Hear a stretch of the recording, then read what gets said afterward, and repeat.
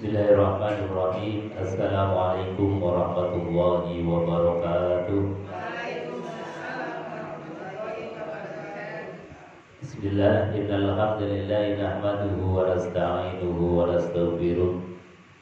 Wa na'udzu billahi min shururi anfusina wa sayyiati a'malina, may yahdihillahu fala mudilla lahu wa may yudlil fala hadiya lahu. Rabbi shrah li sadri wa yassir li amri wahlul 'uqdatam min lisani yafqahu qawli. Amma ba'd. Qala ta'ala fi kitabil karim wa huwa asdaqul qailin. A'udzu billahi samil 'alim minasyaitonir rajim. Bismillahirrahmanirrahim. Ya ayyuhalladzina amanu taqullaha haqqa tuqatih wa la tamutunna illa wa antum muslimun. Shadaqallahul 'azim. Wa sadaqa rasuluhul karim wa nahnu ala dzalika minasyahidin walhamdulillahi rabbil alamin. Ibu-ibu jamaah pengajian Majelis Taklim An-Nisa yang dimuliakan Allah Subhanahu wa taala, alhamdulillah pada sore hari ini kita bisa hadir di tempat yang mulia dalam rangka untuk mengkaji ayat-ayatnya Allah Subhanahu wa taala, belajar bersama, mencari ilmunya Allah Subhanahu wa taala. Maka barang siapa yang meniti jalan ilmu, kata baginda Rasulullah sallallahu alaihi wasallam, sahhalallahu lahu ilal jannah, akan dimudahkan jalannya menuju surganya Allah. Amin Allahumma amin. Insyaallah kita, keluarga kita semuanya akan dimasukkan ke dalam surganya Allah. Amin Allahumma amin. Jamaah yang dimuliakan Allah Subhanahu wa taala, kata baginda Rasulullah sallallahu alaihi wasallam, surga itu tidak cukup kita masuki dengan amal kita. Meskipun amal kita tiap hari siang malam tidak pernah berhenti untuk beribadah, ibadah kita ini enggak cukup untuk membeli surganya Allah. Sholat kita, puasa kita, ibadah haji kita, dan juga amal-amalan ibadah yang lain itu kalau untuk mengganti satu nikmat dari Allah itu belum cukup. Misalnya kita ini ditarik oleh Allah, ditarik mau sholat atau mau akalnya diambil oleh Allah, milih pundi? Mau sholat atau mau akalnya diambil oleh Allah, milih pundi? Pasti kita milih sholat. Jadi sholat untuk mengganti satu akal dari Allah Subhanahu wa taala itu enggak cukup. Satu nikmat dari Allah Subhanahu wa taala diganti dengan serangkaian ibadah apapun itu tidak cukup. Lalu Ustaz, lalu yang memasukkan kita ke surga itu apa? Kata baginda Rasulullah sallallahu alaihi wasallam, yang memasukkan kita ke dalam surga adalah rahmatnya Allah Subhanahu wa taala. Sebab kalau kita ini kepedean masuk surga dengan sholat kita, masuk surga dengan ibadah kita, kita hitung saja ibadah kita itu berapa tahun sih? Kalau yang umurnya 60 berarti mungkin ibadahnya 60 tahun. Yang umurnya 70 berarti ibadahnya 70 tahun. Kalau Allah ingin adil-adilan, ya sudah, kamu masuk surga karena ibadahmu, maka kita dimasukkan surga itu cukup dengan 70 tahun. Padahal surga itu dijanjikan oleh Allah abadan abadan. Dalam bahasa Qur'annya itu khalidina fiha abada. Kita dimasukkan ke dalam surga itu khalidina fiha, kekal di dalamnya. Loh, kenapa bisa kita kekal di dalamnya? Karena memang yang menjadikan kita masuk surga bukan ibadah kita. Andai kata ibadah kita, maka masuk surganya juga paling 50, 60, 70 tahun. Tapi barokahnya kita ini dimasukkan surga itu dengan rahmatnya Allah, yang rahmatnya Allah itu luas tanpa ada batasnya, maka kita masuk surga pun tanpa ada batasnya.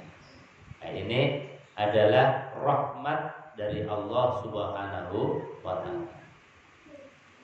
Jamaah ibu-ibu pengajian yang dimuliakan Allah Subhanahu wa ta'ala.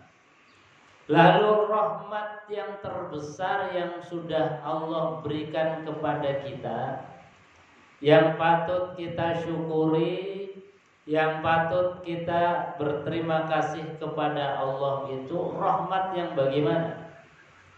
Kadang kita minta rahmat, minta kasih sayang dari Allah, tapi tidak tahu kalau sejatinya kita telah diberikan rahmat terbesar dari Allah. Apa itu? Wa ma arsalnaka illa rahmatan lil alamin. Rahmat terbesar, kasih sayang Allah yang terbesar diberikan kepada kita adalah dilahirkan dan diutusnya baginda Nabi besar Muhammad sallallahu alaihi wasallam. Jadi lahirnya Kanjeng Nabi, diutusnya baginda Nabi Muhammad sallallahu alaihi wasallam, diturunkannya Al-Qur'an ini rahmat terbesar melebihi dari rahmat-rahmat yang lain. Kadang kita merasa dapat rahmat besar gitu kalau dapat rezeki nomplok. Ini seolah-olah itu rahmat terbesar. Kalau kita dapat uang kaget mungkin jutaan atau ratusan juta atau bahkan miliaran, wah dapat rahmat besar.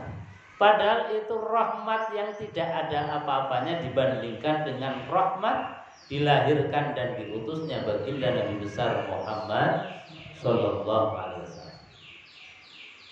Kenapa baginda Nabi Muhammad sallallahu alaihi wasallam ketika dilahirkan itu menjadi rahmat terbesar? Karena baginda Rasulullah sallallahu alaihi wasallam sanggup merubah satu peradaban. Peradaban yang awalnya tidak kenal Gusti Allah, tidak pernah menyembah Allah, tidak pernah berterima kasih kepada Tuhan.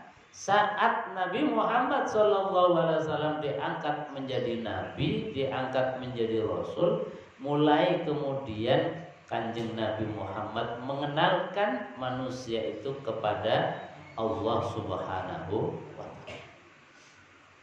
Andai kata baginda Nabi besar Muhammad tidak dilahirkan oleh Allah, maka mungkin tidak ada manusia satupun yang mengenal Allah.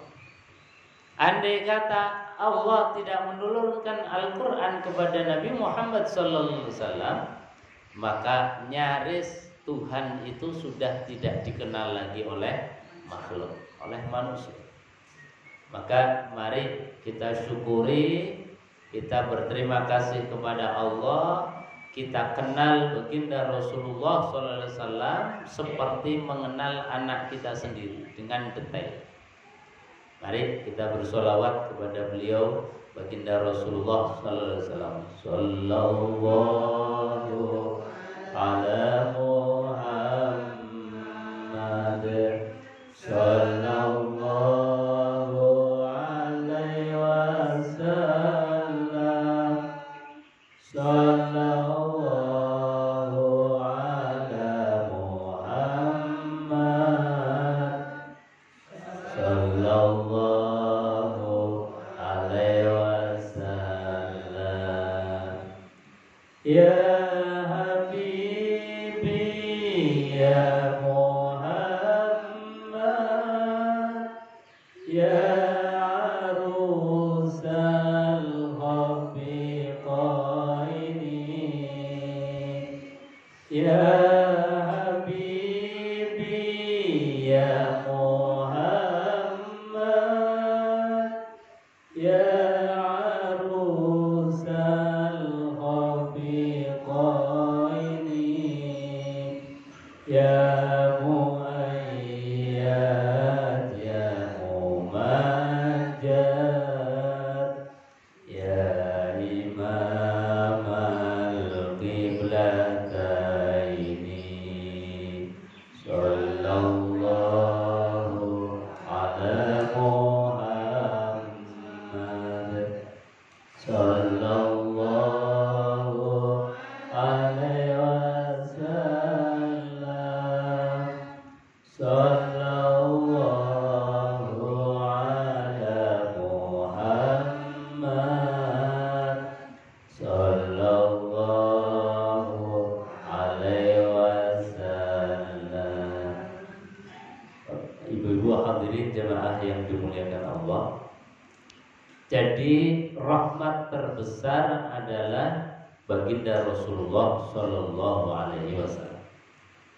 Maka kita yang mengaku umat beliau baginda Rasulullah, kalau tidak kenal beliau dengan detail itu rasanya rugi banget. Ruginya pakai banget. Kenapa? Karena setiap apapun dari Rasulullah Shallallahu Alaihi Wasallam itu permata. Apapun yang dari baginda Rasulullah Shallallahu Alaihi Wasallam adalah mutiara yang sangat berharga. Dari ucapannya beliau yang lemah lembut, kalau kita tiru ucapannya Rasulullah, maka lisan kita menjadi mulia di hadapan Allah. Ketika baginda Rasulullah Shallallahu Alaihi Wasallam itu melakukan aktivitas apapun, dari yang remeh-remeh, yang harian seperti makan, minum, kok kita meniru yang dilakukan oleh baginda Rasulullah Shallallahu Alaihi Wasallam, maka makan dan minumnya kita ini menjadi alat untuk irfa'ud darajat, alat untuk mengangkat derajat kita di hadapan Allah Subhanahu wa Ta'ala.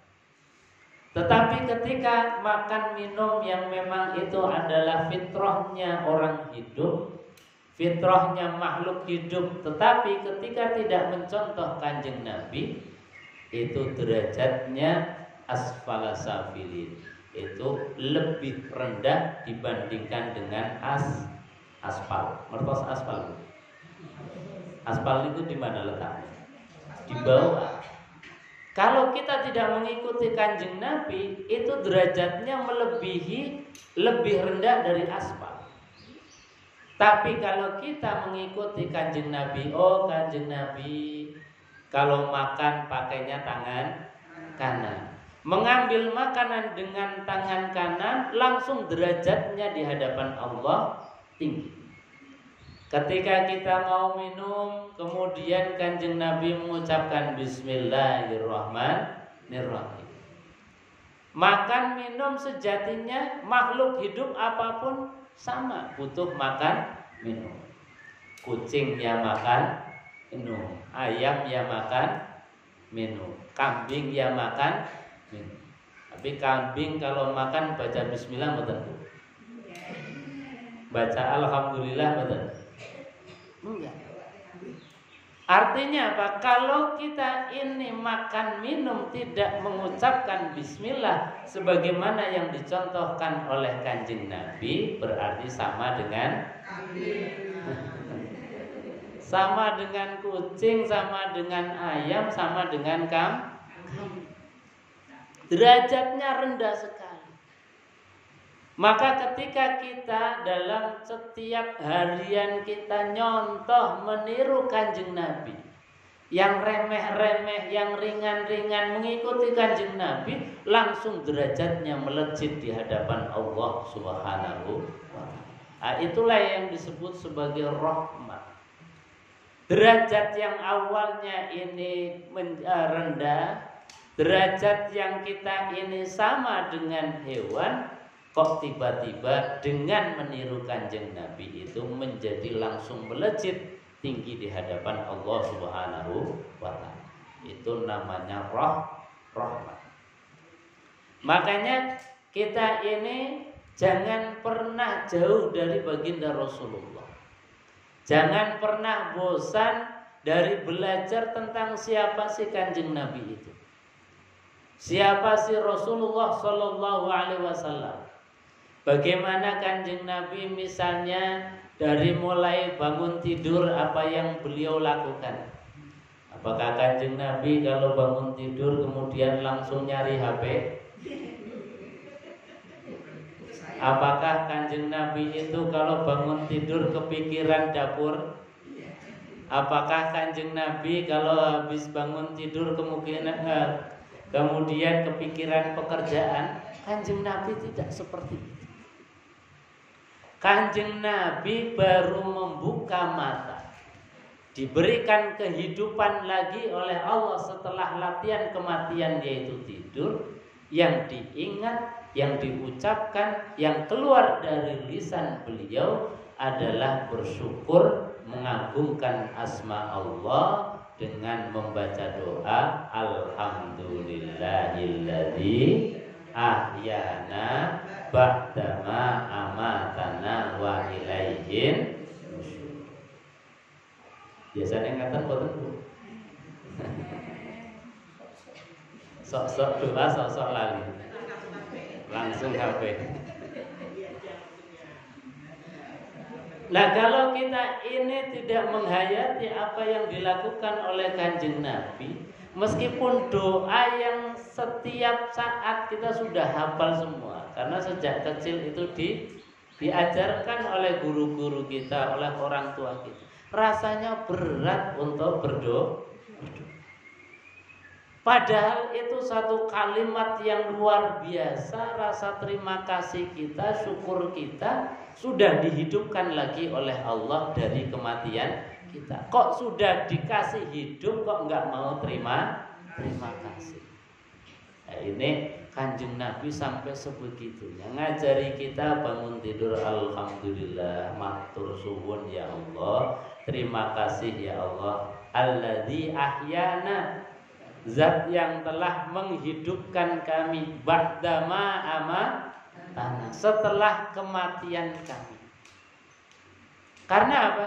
Karena tidak jarang orang yang tidur kemudian bablas. Inna lillahi wa inna ilaihi raji'un. Kok kita kemudian dihidupkan lagi, senangnya luar biasa. Wong kita misalnya ditakdir sakit saja. Ditakdir sakit yang belum tentu mati, itu sudah ributnya luar biasa, sambatnya luar biasa, cari obat, cari dokter, rumah sakit kita datangi, itu baru sakit belum tentu mati. Tapi yang jelas-jelas kita sudah mati, yaitu tidur, kok kemudian dihidupkan lagi, kok yo nggak mau terima kasih. Itu namanya orang apa? Kalau bahasanya Bang Haji Roma Irama itu terlalu. Kenapa Bu? Terlalu. Jadi sudah diberikan oleh Allah rasa nikmat yang tiada tara, bisa bangun, bisa hidup lagi, kok lupa terhadap zat yang menghidupkan, yaitu Allah Subhanahu wa Ta'ala. Maka Kanjeng Nabi itu sekali lagi rahmat yang luar biasa, mengajarkan kepada kita terima kasih yang tiada henti. Jadi baru aktivitas bangun tidur, Kanjeng Nabi sudah mengajarkan doa Alhamdulillahilladzi ahyana ba'dama amatana wa ilaihin nusyur. Kemudian Kanjeng Nabi juga ngajari kita untuk menjadi orang yang terkaya. Bukan hanya orang yang kaya, yang punya kapling di Tembalang, yang punya kapling di Semarang, yang punya kapling di Indonesia. Tapi ini baginda Nabi mengajarkan kita menjadi orang yang punya mentalitas yang kekayaannya itu dunia dan seisinya. Makanya Kanjeng Nabi mengatakan bahwasanya barang siapa yang sholat fajar, sholatul fajar khairun minad dunya wa ma fiha. Sholat fajar, sholat yang dilakukan di waktu fajar, habis kita ini bangun dari tidur, mata kita membuka, kita dihidupkan lagi oleh Allah Subhanahu wa ta'ala. Kok kita kemudian mampu mengambil air wudhu, kita menghadap ke arah kiblat, tangannya diangkat mengucapkan kalimat takbir Allahu Akbar. Itu kata Kanjeng Nabi, orang yang sholat subuh, orang yang sholat di waktu fajar, baik itu sholat qobliyah subuh atau sholat fajar atau sholat subuh itu sendiri, itu sejatinya kata Kanjeng Nabi, dia adalah orang yang kaya raya. Yang kekayaannya ini bukan hanya sekedar kapling di Semarang, kapling di Indonesia, tapi kaplingannya kita ini dunia dan seisinya. Jadi mentalitas kita dibangun oleh Rasulullah SAW, bukan mentalitas kere, bukan mentalitas miskin. Dengan dibangunnya kita ini melaksanakan sholat subuh, sholat fajar, sejatinya kita ini nggak minderan. Mereka punya Alphard, kita nggak minder. Mereka punya mobil baru, kita tidak minder. Jadi orang yang bangun subuh kemudian rasa syukur yang dikedepankan, itu senantiasa nggak ada rasa minder sama sekali. Tapi kalau subuhnya ini sudah masalah, bahkan niatnya usul fardu subuhi kawanan, di subuhnya kawanan terus. Ini tetangga beli kulkas saja hatinya sudah panas. Tetangganya beli kapling baru, apalagi. Tetangganya ada Alphard baru, wah semakin hatinya ini nggak tenang. Kenapa? Karena dia tidak punya mentalitas orang kaya. Tapi kalau dididik dengan bangun pagi sudah yang diingat Allah, yang bangun pagi itu sudah syukur kepada Allah, yaitu alhamdulillahirabbil alamin, ya Allah matur syukur, itu sudah nggak kebayang, nggak mikir ada tetangga beli Alphard baru, tetangga beli mobil baru, nggak kepikiran. Karena apa? Mentalitas kita sudah mentalitas orang yang kaya. Jadi hatinya sudah tertata betul. Makanya ini terapi kita untuk menjaga sholatnya oleh dan warisan baginda Rasulullah Shallallahu Alaihi Wasallam. Itu Kanjeng Nabi. Setelah kemudian diawali dengan rukuk dan sujud, baginda Rasulullah Shallallahu Alaihi Wasallam itu mengawali aktivitas di dalam kesehariannya itu senantiasa untuk mencari ridho Allah Subhanahu wa ta'ala.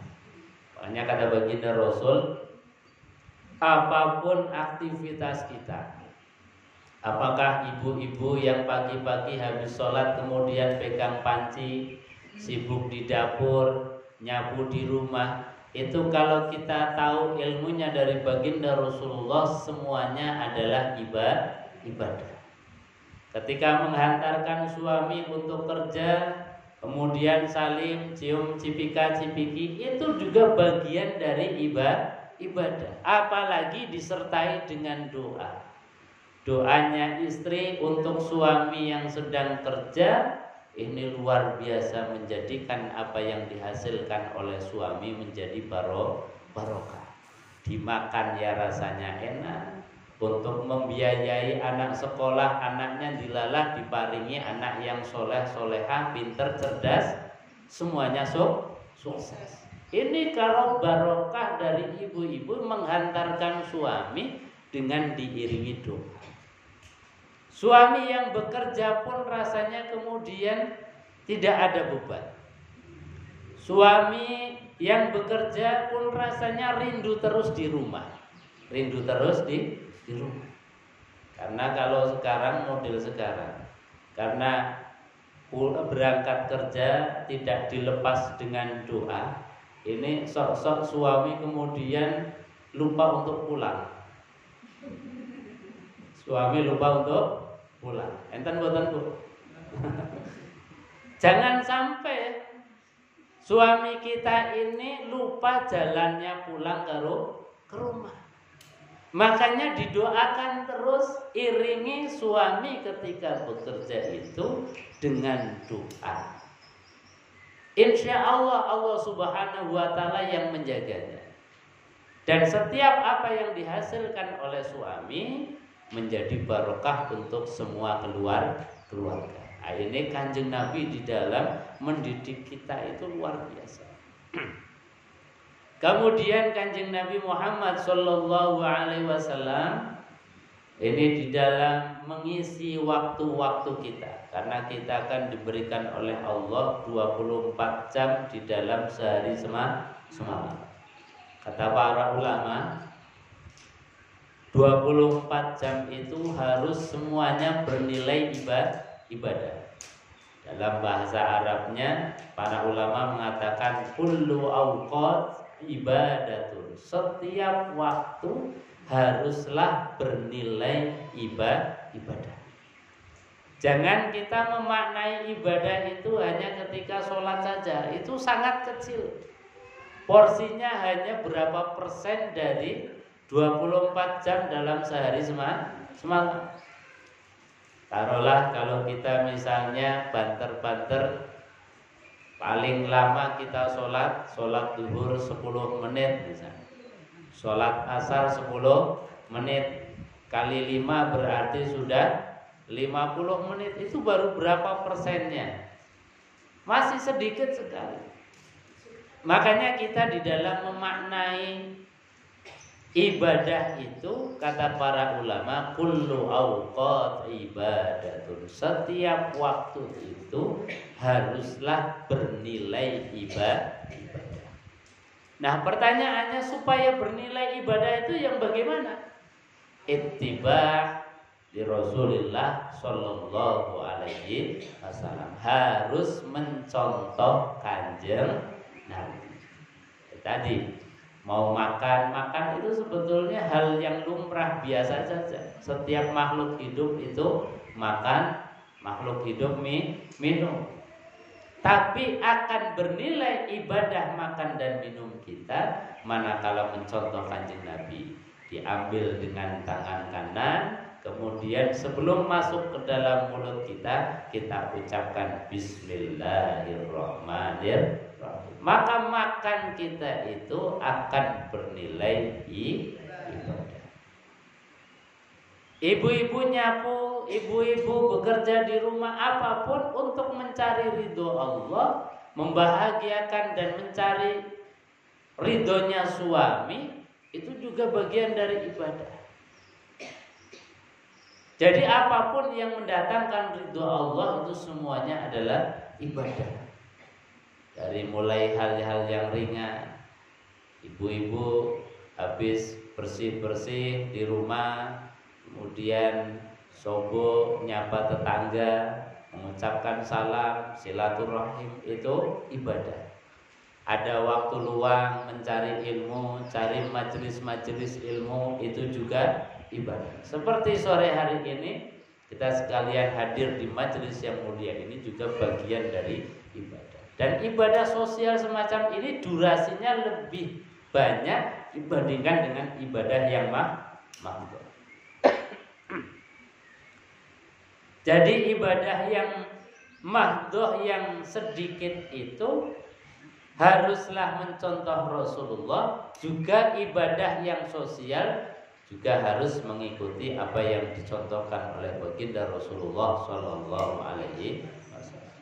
Termasuk yang durasinya panjang, itu namanya tidur. Kenapa, Bu? Tidur itu kan durasinya panjang. Bisa 4 jam, bisa 5 jam. Bahkan umumnya orang Kalau yang masih apalagi pas lagi capek-capeknya ya bisa 8 jam. Nah, 8 jam waktu yang kita gunakan untuk tidur, kalau tidak mencontoh Rasulullah SAW, maka 8 jam itu bernilai sia-sia. Bagaimana supaya menjadi ibadah? Maka minimalnya kita mengingat Allah Subhanahu wa taala dengan ucapan Bismillahirrahmanirrahim, atau doa yang diajarkan oleh baginda Rasulullah, Bismika Allahumma ahya wa bismika amut. Jadi sekali lagi kuncinya, kunci dapat rahmatnya Allah adalah mengenal baginda Rasulullah Sallallahu Alaihi Wasallam. Itu baru keseharian. Belum mengenal akhlaknya Rasulullah. Akhlaknya Rasulullah itu apa? Kata Al-Quran mensifati akhlaknya Rasulullah Sallallahu Alaihi Wasallam, khuluquhul Quran. Akhlaknya Rasulullah itu adalah Al-Quran. Bagaimana mungkin kita akan mengenal Rasulullah, mengenal akhlaknya Rasulullah? Bagaimana mungkin kita bisa meniru akhlaknya Rasulullah kalau kita tidak membaca Al-Quran? Nah, maka dekat dengan Al-Quran menjadi kebutuhan kita. Belajar Al-Quran mulai dari yang belum bisa, kemudian ngajak-ngajak, bikin kelompok, menghadirkan ustadz untuk belajar membaca Al-Quran. Yang sudah bisa membaca Al-Quran, bikin kelompok lagi, belajar untuk tahsin. Tahsin itu membaguskan bacaan Al-Quran, dari mulai makhorijul hurufnya. Jadi membaca Quran itu tidak sekedar asal mengom, asal bersuara, asal kemudian bisa membuka mulut, enggak. Jadi baca Quran itu yang paling mendasar ilmunya itu ada yang disebut ilmu makhorijul huruf. Napa Bu? Makhorijul huruf. Apa itu makhorijul huruf? Adalah ilmu yang mempelajari tentang keluarnya huruf. Jadi huruf itu keluar itu ada hak-haknya masing-masing. Bukan sekedar mengom. Misalnya kita membunyikan huruf A.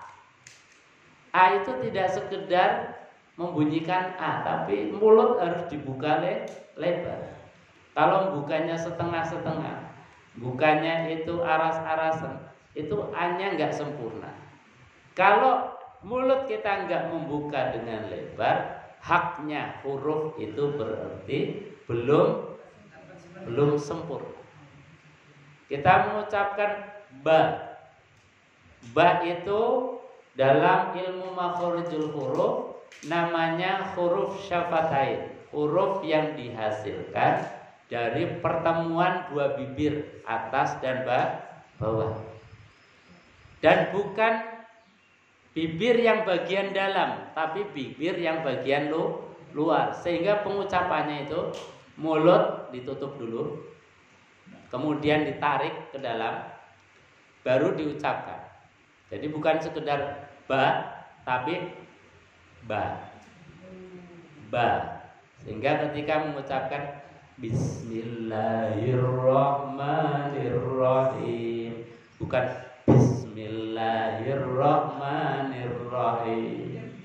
Nah, kalau Bismillah itu berarti haknya huruf ba itu belum sepenuhnya sempurna.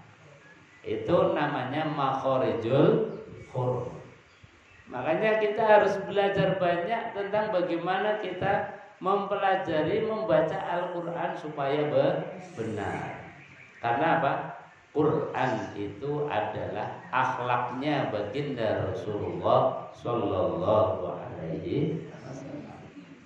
Jadi alhamdulillah di beberapa tempat masjid-masjid itu sudah memfasilitasi takmirnya untuk jamaah yang belum bisa baca Quran. Ayo gerakan untuk belajar membaca Al-Quran. Yang sudah bisa baca Al-Quran, tahsinnya dibaguskan.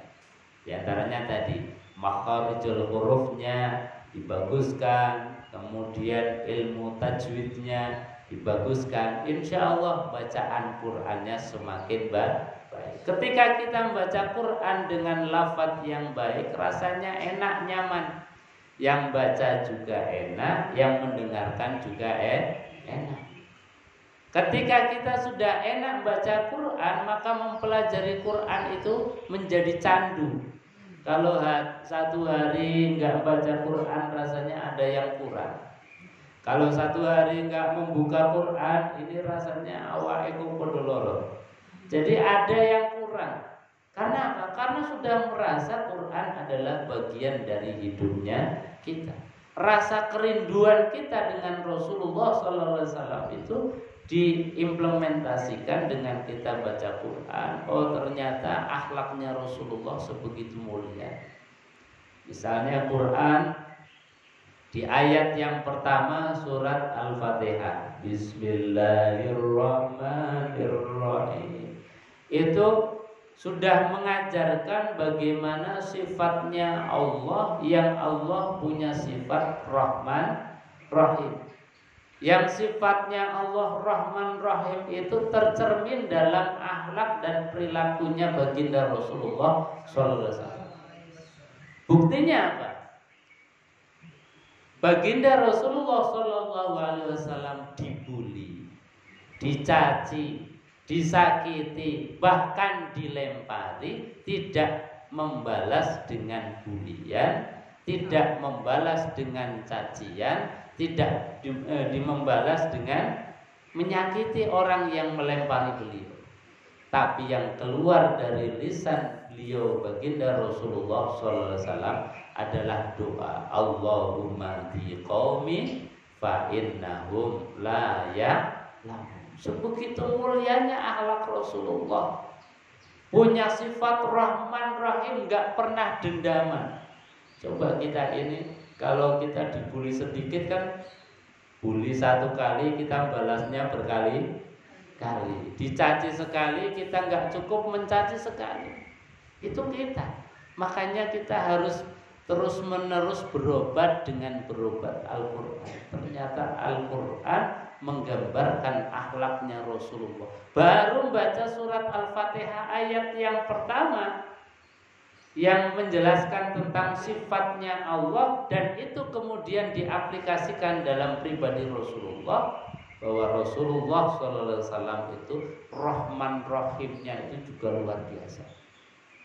Makanya di dalam Al-Quran menggambarkan sifat welas asihnya Rasulullah, itu digambarkan Nabi itu punya sifat harisun alaikum bil mu'minina raufur rahim. Harisun itu apa? Harisun itu Kanjeng Nabi punya sifat enggak tegaan. Enggak tega kalau ada umatnya kemudian celaka. Gak tega kalau ada umatnya masuk neraka. Gak tega kalau ada umatnya ini gak kenal dengan Tuhannya. Ini gak tega banget. Sampai ditangisi rino wengi Kanjeng Nabi. Nah, kita yang ditangisi malah santai-santai, guyu-guyu, gak kroso kalau duit itu soake. Padahal Kanjeng Nabi susahnya luar biasa. Itu sifat haris, gak mentoloan. Gak tegaan kalau kita ini kemudian disiksa oleh Allah Subhanahu wa ta'ala. Maka Kanjeng Nabi itu mewajibkan dirinya sendiri di malam hari untuk tahajud. Dalam rangka apa? Untuk mendapatkan satu hak prerogatif, memberikan syafaat li ummati Muhammad sallallahu alaihi wasallam. Agar mendapatkan hak prerogatif syafaat, menolong umatnya, Kanjeng Nabi dilawani tahajud rino. Tahajud enggak pernah berhenti. Nah, kalau kita ini tahajud cukup diberikan status sunnah oleh baginda Rasulullah. Artinya sunnah kalau pas saya nggak tahajud juga nggak apa-apa. Nah kalau kita ini kan tahajudnya kalau pas ada kepentingan, tahajudnya kalau pas ada masalah sama suami lagi nengan, tahajudnya sergel. Ekonomi lagi susah, tahajudnya sergel. Tapi kalau uangnya lagi banyak, sama suami lagi romantis, tahajudnya pray. Tapi Kanjeng Nabi nggak pernah berhenti dalam rangka untuk mendapatkan hak syafaat pertolongan dari Allah Subhanahu wa taala.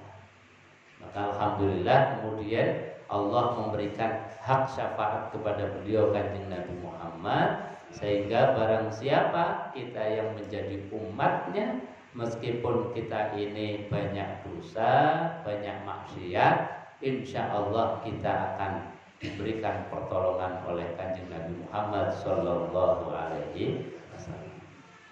Tapi ya kita masa gak mesak ke Kanjeng Nabi. Kanjeng Nabi seorang diri mensyafaati sekian miliar orang.